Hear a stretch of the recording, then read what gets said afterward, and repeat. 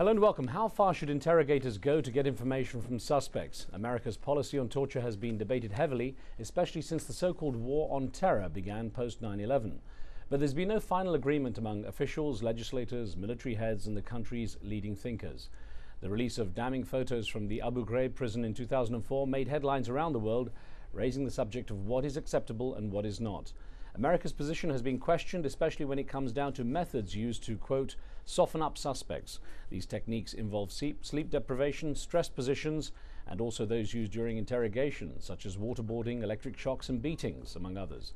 When Amnesty International labeled the U.S. detention facility in Guantanamo Bay as the, quote, gulag of our times, it added fuel to the fiery debate. On today's show, we ask, is torture inevitable in the so-called war on terror? And are there other ways to extract information from suspects? Remember, you can join our conversation with your questions and comments. You can log on to livestation.com/AJE, enter the chat room, and then take part. And we also welcome your phone calls on the show. Joining me today is a former senior interrogator in Iraq who uses the pseudonym Matthew Alexander for security reasons. He's the author of How to Break a Terrorist. The U.S. interrogators used brains, not brutality, to take down the deadliest man in Iraq. Matthew Alexander is the U.S. Air Force major who led the interrogation team directing the hunt for Abu Musab al-Zarqawi, the former leader of al-Qaeda in Iraq in 2006. Well, also with us today is David Rivkin, a top lawyer in Washington, D.C., with extensive experience in international law. He served in the Department of Justice and in the White House in the administrations of Ronald Reagan and George Bush Sr. Welcome you to both of the show. Welcome. Good to be with you. Matthew Alexander, if I can call, well, I have to call you that. If I can start off with you and say your approach to interrogation avoids using the often used techniques of fear and control, and you opt instead for understanding, particularly cultural understanding, sympathy, intellect, innovation, and ingenuity. Now, how do you use such techniques effectively, especially when you're holding someone captive? Well, I think these techniques do a lot of things. You know, first of all, they establish rapport with the detainee. They establish an atmosphere of trust.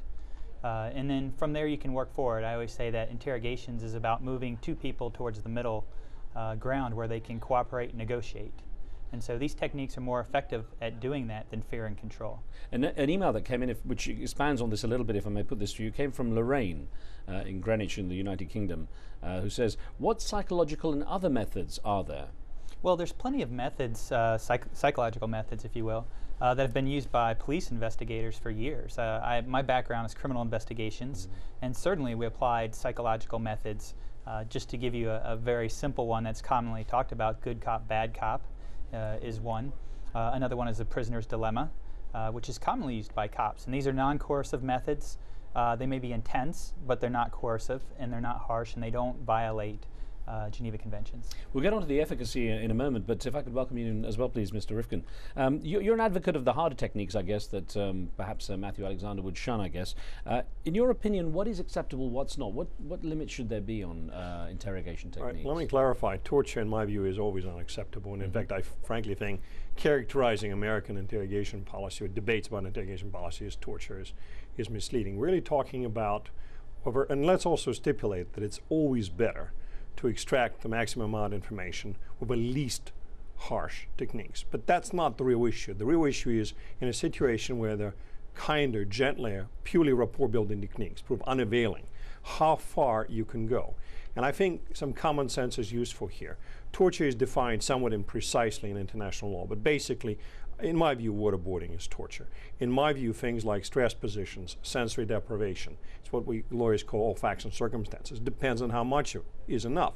Let me submit to you that any interrogation, the custodial interrogation that Matthew is talking about in a police station, does have elements of coercion.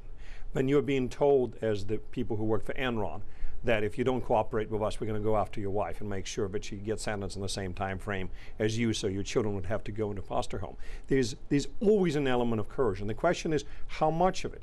To me, the problem of the critics is they paint everything with a broad brush. They see no difference between modest use of stress techniques, modest use of sensory deprivation, loud music being played, some temperature variability. Well, again, interrogated being in the same room, in the same amount of clothing, as the person being interrogated.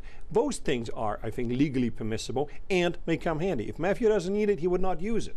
But we're talking about a situation where it's not working, just being kind and gentle. Presumably those standards could be used by any country across the world then. Would you advocate that every country, every nation has the right to use the same techniques? Depends on, and I know it's a difficult point for many people to accept, depends on whom you're interrogating.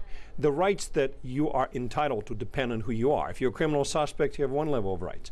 If you're a POW, under proper interpretation of Geneva Convention, no coercion can be applied, including positive inducements. You cannot even tell a POW, tell me your secrets and I'll give you cigarettes, because he has a right to keep secrets.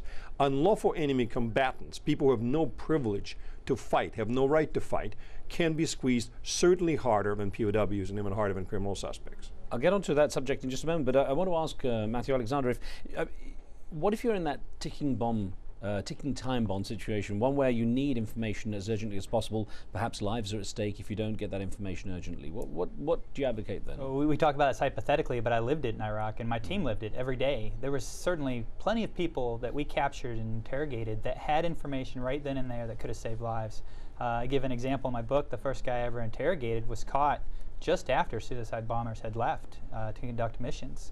And certainly if we had used torture, we could have justified that by saying, well, we're saving lives and using it. What my team and I realized is that if we had used torture in the short term, we might have saved lives or stopped an attack. But in the long term, we would have been helping Al-Qaeda to recruit more fighters because they use that very effectively as a recruiting tool. That's what I was wondering, because you say actually thousands of lives, I mean literally put numbers on it, you say thousands of lives, American lives, soldiers, were lost directly because America uses certain techniques. Yeah, I firmly believe that. When I was in Iraq, I supervised interrogations every day in and day out, over 1,000 interrogations, and plenty of foreign fighters came through our facility who consistently would cite #1 reason for having decided to pick up arms and come to Iraq and fight was because of Abu Ghraib and Guantanamo Bay, and because of torture and abuse. And so it's a huge motivating factor. We have to put that within a cultural context and realize what that means within Muslim culture, within Arab culture, torture, and how they view that. It's shared within a society. And so it's a huge motivating factor for people to join Al-Qaeda. Mr. Rifkin, I want to pick up on something you said about the squeezing enemy combatants, that much more, being able to, depending on the status. But still, well short of torture. Right. What I wonder there, though, is if you have someone labeled as an enemy combatant, and in many cases they said in Guantanamo Bay people were found not to be necessarily combatants, that they were herded into those kind of situations, their labeling is perhaps incorrect. Do the same rules apply? I mean, how can you then justify? Well, let's stipulate that you have to believe it, the person, and by the way, not an enemy combatant. Everybody in war you're fighting against is an enemy combatant, an unlawful enemy combatant, a person who is not complying with the 4 basic criteria of Geneva Conventions: identifiable, uniformed, discernible, insignia, rank, bearing arms openly, et cetera, et cetera. But again, I think that if to the extent you believe it, the person you're dealing with is an unlawful enemy combatant, subject to humane treatment.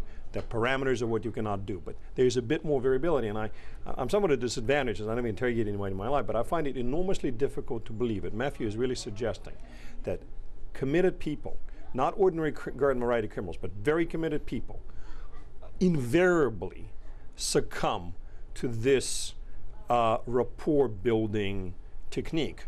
Because I've heard, frankly, from dozens of other interrogators that the instances what you do, and it would be foolhardy for you to immediately escalate to harsher methods. But not having that option, having it completely taken off the table.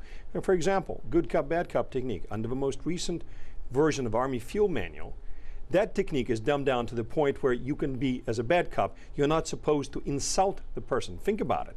In a police station, if an interrogator is in your face, spittle flying, bad breath, that is too harsh, in my view, under the dumbed-down version of Mutt and Jeff, a good cop, bad cop. We have to be reasonable about these things. Before I get to your response, actually, Matthew, I want to get to a couple of calls in. We have Mir, who's been standing by patiently in Colorado with a question. Mir, go ahead, please. My question is for the gentleman, the author. Yes. Were the interrogators clear about what is interrogation once they went to Iraq? My second part is waterboarding a torture, form of torture? And third, is the Bush administration in violation of Geneva Convention?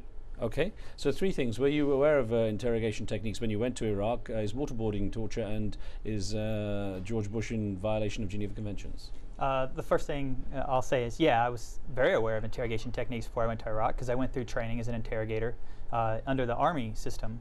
But I also had been doing criminal investigations and using criminal investigative interrogation techniques. Secondly, waterboarding to me is torture. I think, for me, there's no question that that's torture because I apply the golden rule, which is that would I consider that torture if one of my troops was captured and exposed to that? And certainly I would. And the last thing, I don't comment on the accountability issue because that's not my role. My purpose and the reason I wrote the book and I'm speaking out is to say we can do interrogations better without torture. We can improve the method. This isn't a static science or an art. We can get better at it.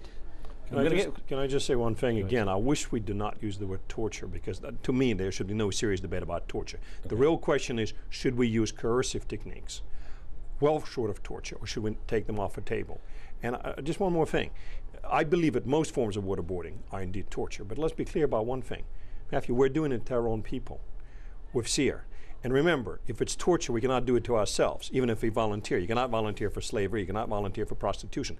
Thousands of American servicemen have gone through SEER training that specifically includes waterboarding. So let's be consistent. If that's torture, we cannot do that. It's illegal. Well, I've been through SEER training, so I can speak to that. And I was exposed to harsh techniques. But that's a very different situation than when you're a captive. When you're a prisoner in war, you don't have control over the force that's keeping you captive. Gents, I'll get into the detail in just a moment. Before we take a break, let's get Hassan is on the line from Saudi Arabia. Let's get his question. We'll get the answer afterwards. But Hassan in Saudi Arabia, your question briefly. Oh, I think, okay, Mohammed in Somalia then. Mohammed, are you there? Yes. With your question, please. My question is, we're not genocide in Guantanamo Bay in America. Can we call it this genocide? This action is a genocide. I asked that question, Dr. Okay, I wasn't quite sure about that, but we'll take a short break here. We'll try and get back to what Mohammed was getting at in Somalia in just a moment. We have to take the short break, but as we pause, let me remind you that, of course, you can join the conversation with your questions and comments by joining us in the live station chat room. You can see it taking place there. Right now, we'll be right back with more of the debate in a moment.